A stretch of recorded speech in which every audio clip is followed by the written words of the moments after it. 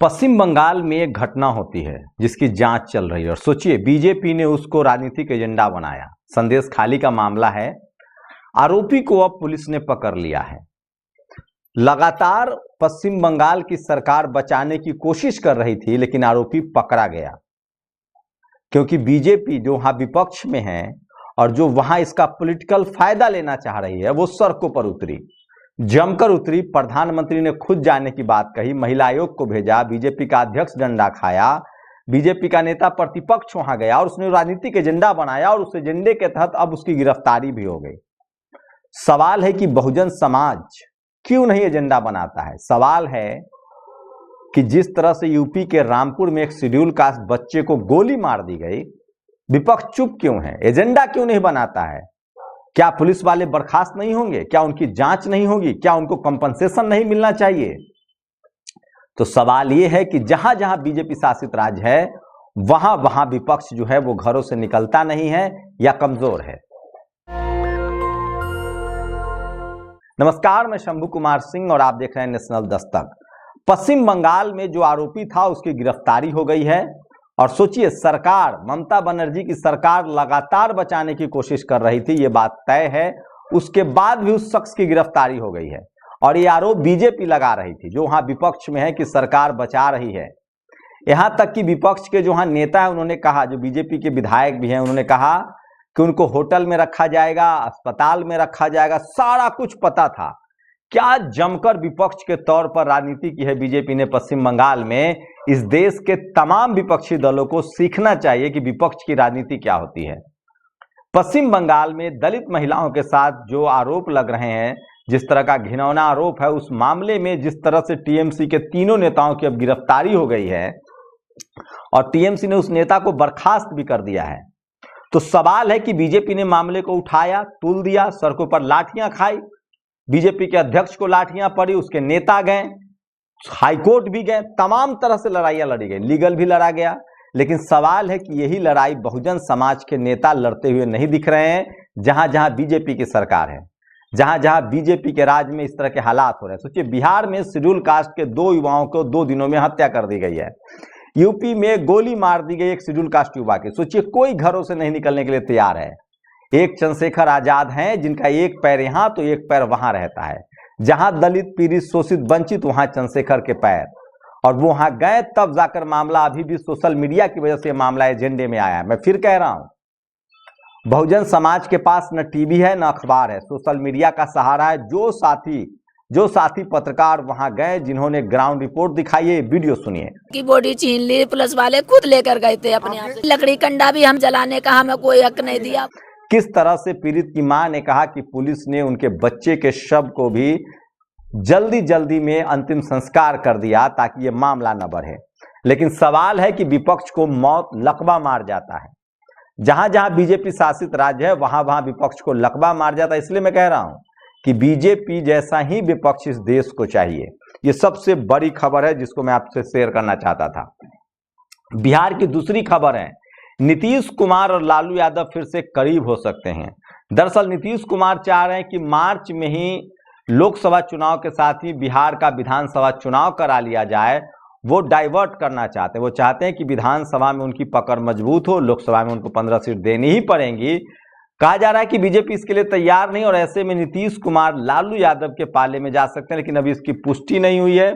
कहा जाता है कि नीतीश कुमार के पेट में भी दांत हैं, उनके दाएं हाथ को नहीं पता होता है कि उनका बाएं हाथ क्या करेगा, तो ये तो वक्त बताएगा। हिमाचल में कांग्रेस ने अपने 6 विधायकों को सस्पेंड करने की बात कही है। डीके शिव कुमार ने कहा है कि उनकी सरकार चलेगी। सोचिए मीडिया का इंटरेस्ट कहां होता है, जहां जहां कांग्रेस मुसीबत में होती है। वहीं अखिलेश यादव ने कहा है कि मैं सीबीआई के यहां पेश नहीं होऊंगा, 5 साल से उन्होंने मुझे क्यों नहीं बुलाया और मैं सम्मान का सम्मान करता हूं, लेकिन अभी मैं लखनऊ में हूं। तो वो समय गया जब दलित पिछड़े आदिवासी किसानों को जेल में ठूंस दिया जाता था और मामूली सम्मन जारी होते ही उनको बदनाम किया जाता था। अब टीवी अखबार को लोग भरोसेमंद मान नहीं रहे हैं, टीवी अखबार पर लोग भरोसा नहीं करते हैं और उनको लगता है कि अगर टीवी अखबार एक खबर चला रहा है इसका मतलब कुछ मामला तो गड़बड़ है। तो इतनी तो बहुजन समाज में जागरूकता आई है कि अब कोई टीवी अखबार और कोई जांच एजेंसी के सहारे उनको बदनाम नहीं कर सकता है। पब्लिक परसेप्शन तो ये बदल गया है कि जिस नेता पर जांच हो, जिस नेता पर कार्रवाई हो, इसका मतलब वो सामाजिक हकों के लिए, अधिकार के लिए लड़ रहा है। चंद्रशेखर आजाद को बहुजन समाज के लोगों ने क्यों नेता माना? क्योंकि वो लगातार जेल जाते रहे। मान्यवर साहब को क्यों माना था? क्योंकि मान्यवर साहब ने साइकिल से देश नापा था। मायावती जी को क्यों माना? क्योंकि उन्होंने सड़कों पर संघर्ष किया था। जगदेव बापू को क्यों माना? क्योंकि उन्होंने सड़कों पर संघर्ष करते शहादत दी। रामस्वरूप वर्मा को क्यों माना? सोनेलाल पटेल को इसलिए माना कि उन्होंने शरीर की सारी हड्डियां तुड़वाई। रामस्वरूप वर्मा को इसलिए माना कि उन्होंने कभी कोई समझौता नहीं किया। कर्पूरी ठाकुर को इसलिए माना कि उन्होंने कभी जीवन में बहुजन समाज के खिलाफ नहीं गए, सत्ता के लिए, सत्ता को तिलांजलि देते रहे। और बाबा साहब तो इसके मिसाल हैं। बाबा साहब ने सामाजिक आंदोलन के लिए, सामाजिक अधिकारों के लिए सत्ता को हमेशा तिलांजलि दी। उनका कहना था कि जब देश का हित और समाज का हित आएगा तो भी मैं देश का हित चुनूंगा, अपना हित और देश का हित आएगा तो भी मैं देश का हित चुनूंगा, लेकिन समाज का हित और मेरा हित आएगा तो मैं समाज का हित चुनूंगा। इसलिए बाबा साहब तो इसलिए कर्पूरी ठाकुर, जगदेव बाबू। लेकिन आज के समय में बहुजन समाज के नेताओं को लगता है लकवा मार गया और उनको बीजेपी से सीखना चाहिए। सोचिए, आपको क्या लग रहा है कि बीजेपी वहां दलितों को न्याय दिला रही है? जी नहीं, बिल्कुल नहीं। वो अपना पॉलिटिकल जनाधार बढ़ा रही है और बढ़ाना भी चाहिए। आप जनता के मुद्दों पर राजनीति नहीं करेंगे तो किन मुद्दों पर राजनीति करेंगे? मैं तो थैंक यू बीजेपी कहना चाहता हूं, जिसने पश्चिम बंगाल में विपक्ष की भूमिका निभाई और जो आरोपी है उनकी गिरफ्तारी हुई। जांच होनी चाहिए कम से कम, सही गलत का फैसला बाद में होगा, जांच तो हो। लेकिन सोचिए किस तरह से जहां जहां बीजेपी शासित राज्य है, हेमलता बैरवा के साथ राजस्थान में क्या हुआ, आज बिहार में शेड्यूल कास्ट लोगों के साथ गोली मार दी गई है, यूपी में एक नाबालिग छात्र को गोली मार दी गई, आए दिन बलात्कार की घटना होती है।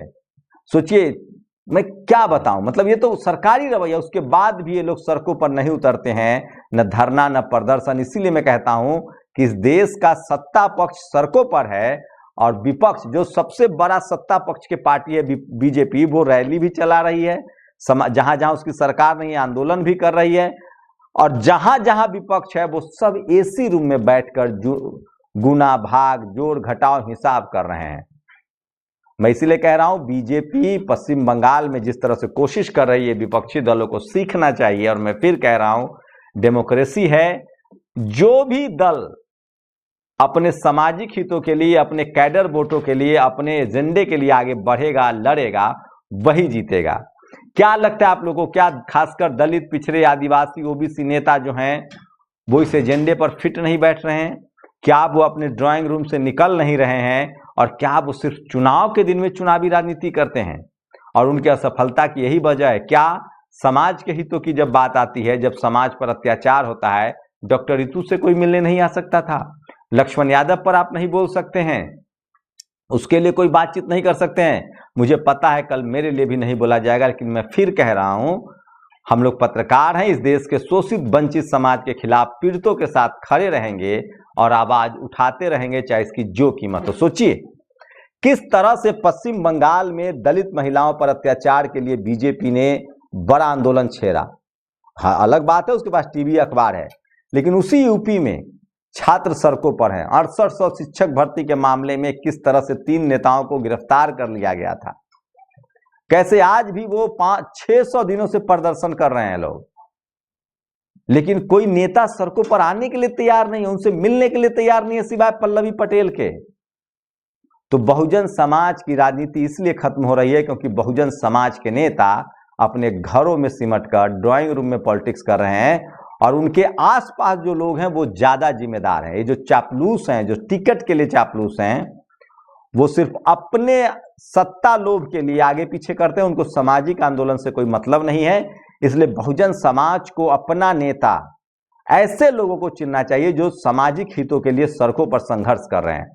आप देखिए तेजस्वी यादव को, किस तरह से वो बिहार के दौरे पर निकले और जन सैलाब उमड़ रहा है।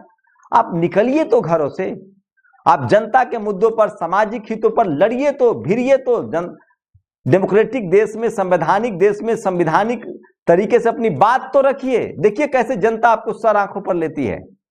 और तेजस्वी यादव इसके जीते जागते उदाहरण है। बिहार में उन्होंने पूरा रुख मोड़ दिया है हवा का, किस तरह से जन सैलाब उमड़ रहा है। मैं फिर कह रहा हूं 2024 का चुनाव सब कुछ तय कर देगा, सब कुछ साफ हो जाएगा कि विपक्ष अगर 2024 में वो चूक गए तो चूक गए, मैं फिर कह रहा हूं। और खासकर जो गैर बीजेपी वाला विपक्ष है, जहां जहां बीजेपी शासित राज्य है, जहां गैर दल विपक्षी है, जो सेकेंड लीडरशिप है, उनमें बिल्कुल कमी है। राजनीति, विपक्ष की राजनीति कैसी होती है ये पश्चिम बंगाल में बीजेपी ने कर दिखाया है। काश तमाम विपक्षी दल इस तरह की राजनीति कर पाते, तब जाकर देश में डेमोक्रेसी मजबूत होती है, संविधान मजबूत होता है, लोकतंत्र मजबूत होता है, जहां विपक्ष के नेता मजबूत होता है। मैं तो बहुजन समाज के लोगों से अपील करूंगा कि सड़क पर संघर्ष करने वाला नेता चुनिए। आप लोग अपनी प्रतिक्रिया भी जरूर दीजिए। शुक्रिया। नेशनल दस्तक की आपसे गुजारिश है कि अगर इसको बचाना चाहते हैं तो नेशनल दस्तक को सब्सक्राइब करने के लिए रेड कलर के सब्सक्राइब बटन को दबाएं, फिर बेल आइकन की घंटी दबाएं। नेशनल दस्तक को बचाने के लिए बहुत जरूरी है कि हर खबर को शेयर करें, लाइक करें, कमेंट जरूर करें।